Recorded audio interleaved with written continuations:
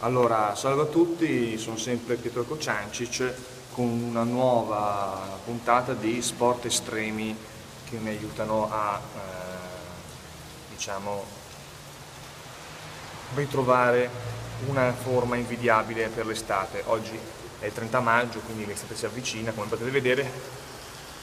C'è un clima estivo meraviglioso e quindi insomma bisogna prepararsi per la prova costume, anche se probabilmente quest'anno, neanche quest'anno andrò al mare.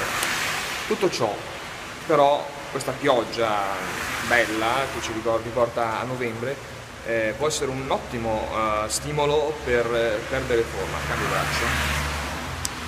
Come?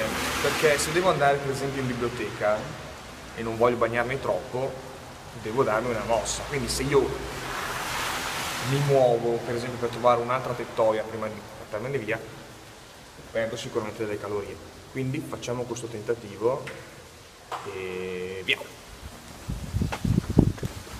Bicicletta, ma non piove quasi niente ormai.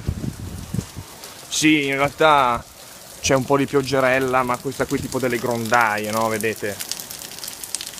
Che va un po' giù, ma in realtà il peggio è passato, si può camminare tranquillamente. Però avete visto lo scatto che ho fatto, un po' interrotto, oh santo cielo, interrotto dal fatto che c'era un tizio in bici che stava passando, che poi non avete visto perché stavo riprendendo me stesso.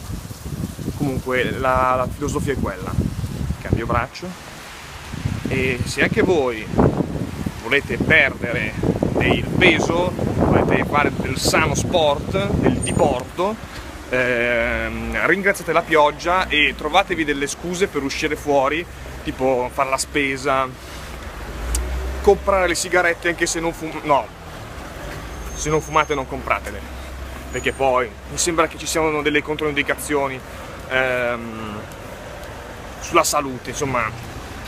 Però ecco, se volete andare da prendervi un bel grappino all'osteria, uscite e correte, cambio braccio e sotto la pioggia, quindi aspettate che piova se dovete fare qualcosa di urgente, così è meglio per la vostra salute e per il vostro divertimento. Ciao!